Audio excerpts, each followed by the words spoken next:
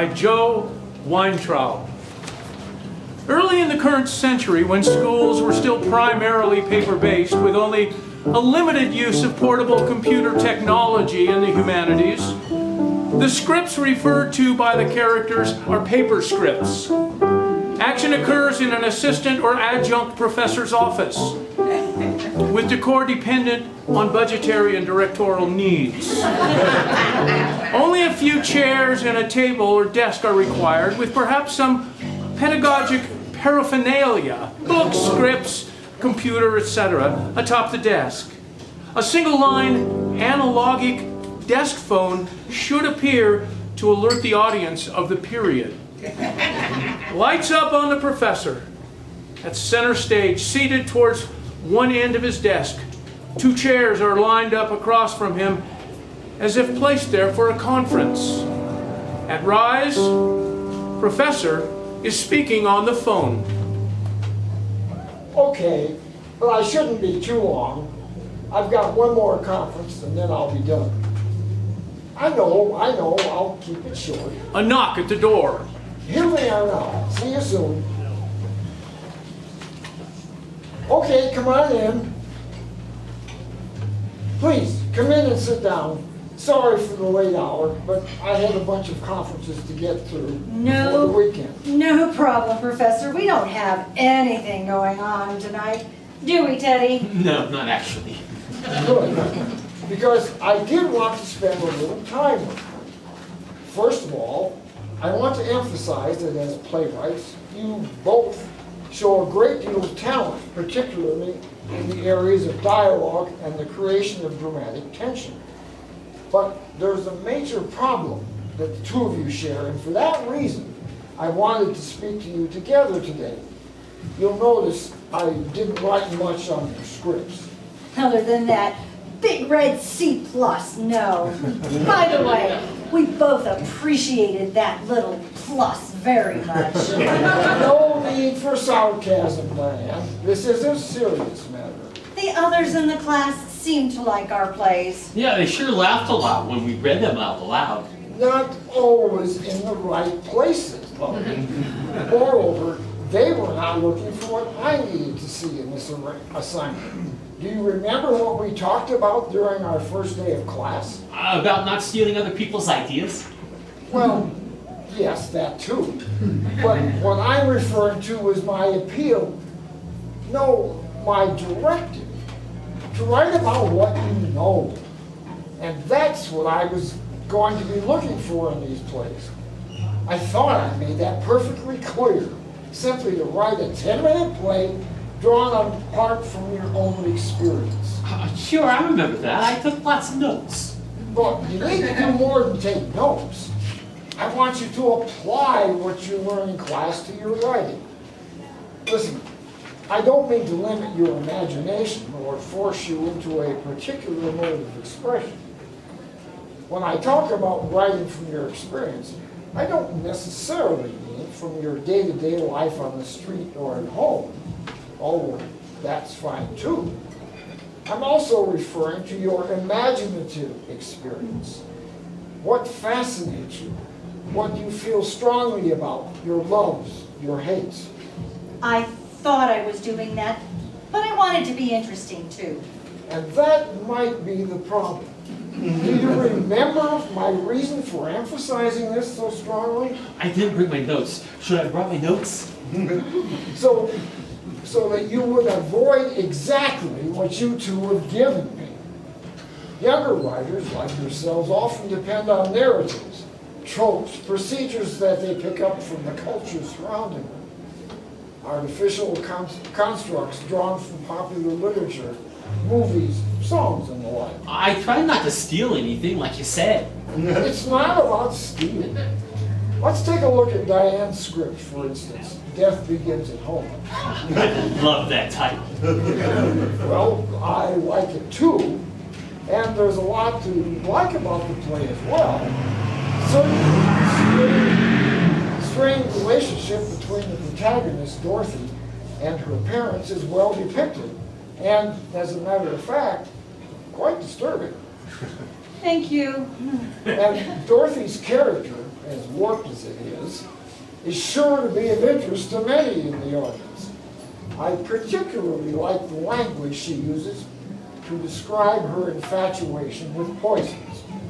Her short monologue, for instance, about that flower, The foxglove, grown in gardens everywhere, a shrub with a bell-shaped flower, purple, white, pink. In Irish legend, worn by foxes like gloves over their paws to muffle the sound of the hunt. Bell-shaped flowers as if to announce the coming of summer, but also to ring alarm. Its Latin name, Digitalis purpurea. Sound familiar? Digitalis, used by doctors to heal the ailing heart. But when it encounters the healthy organ, used by doctors, when it encounters the healthy organ in proper doses, it strangles it and shuts the heart down. A natural, organic killer, difficult to detect. Wow. That was fine. But when Dorothy actually goes through with it and poisons her mom and dad, it comes as a bit of a shock, especially when she seems to get away with it. Dorothy is a very clever girl. Clever, yes.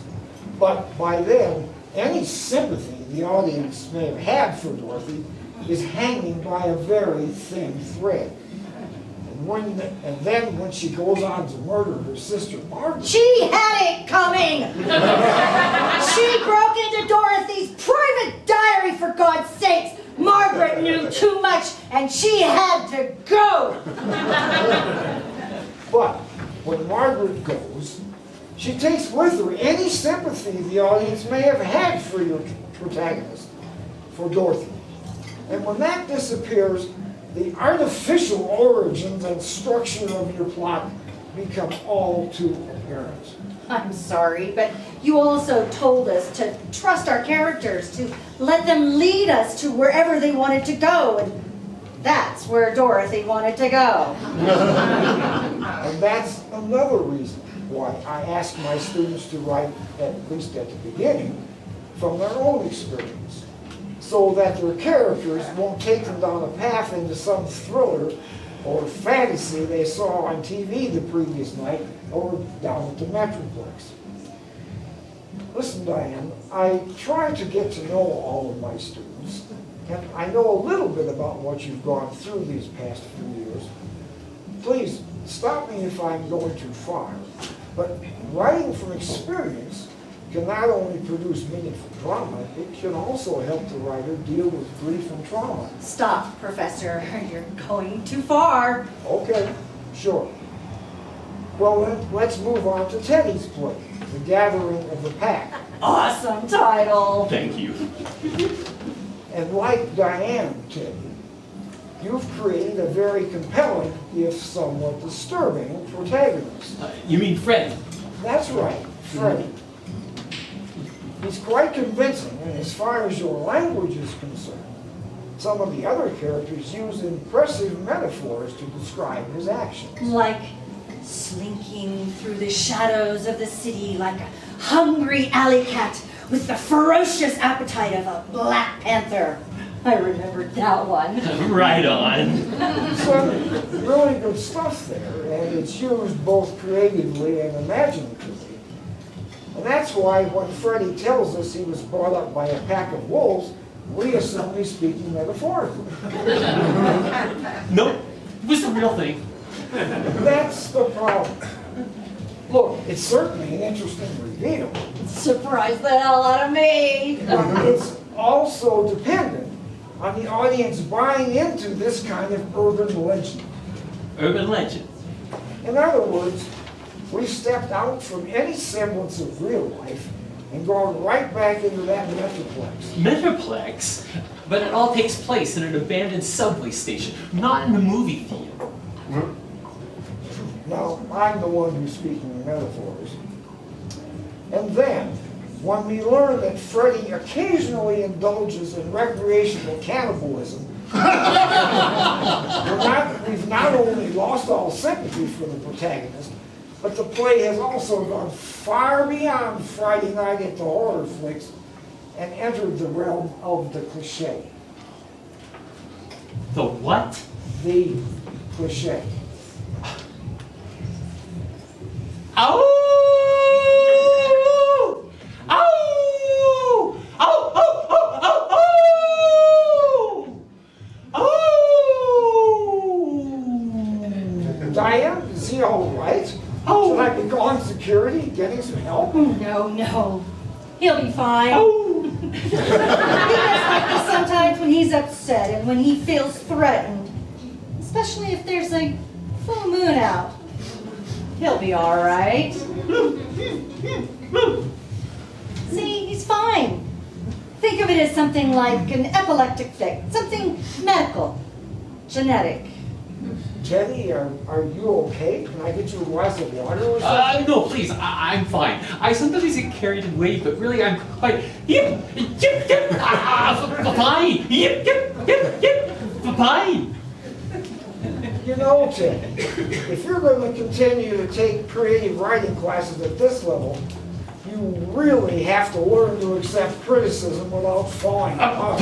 Please, I'm really fine. I'm fine. In fact, that's one of the reasons he wanted to take your class, Professor. He knows he has to learn to take criticism without becoming too upset. He told me that himself. Teddy can be very sensitive, you see, and usually in a good way. You seem to know each other pretty well. We met at freshman camp last year and we sort of bonded. Like a team, you know? Like Romulus and Remulus. or Damon and Pythias. Romeo and Juliet. Leopold and Leah. Teams. And that's why we were glad you called us here tonight together, Professor, about our next assignment for next week.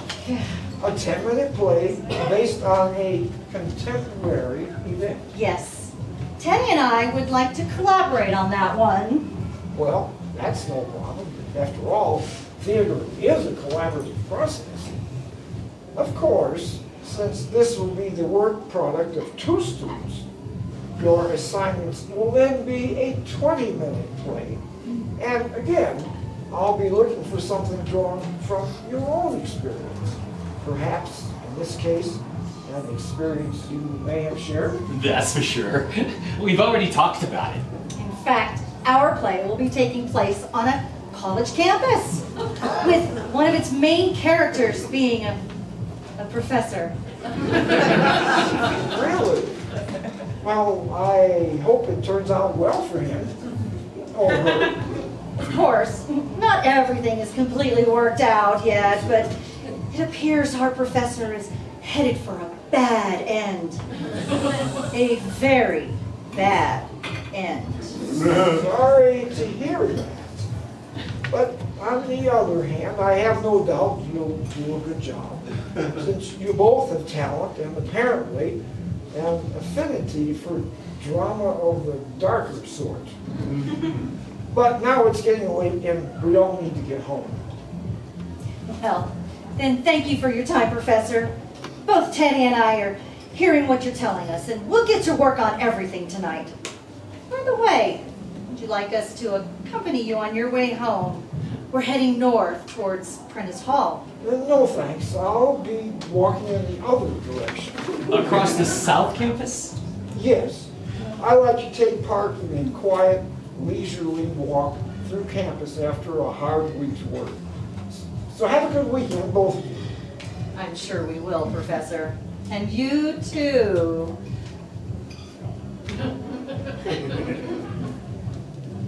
Hi, honey. Maybe an hour or so. No, I could use a long, leisurely walk about now. Right across the South Campus. I know, I'll be careful. Yes, it was horrible, but lightning never strikes twice in the same place. I told you, I'll be careful. Besides, there's a bright full moon out there tonight. Plenty of that. See you soon. Blackout.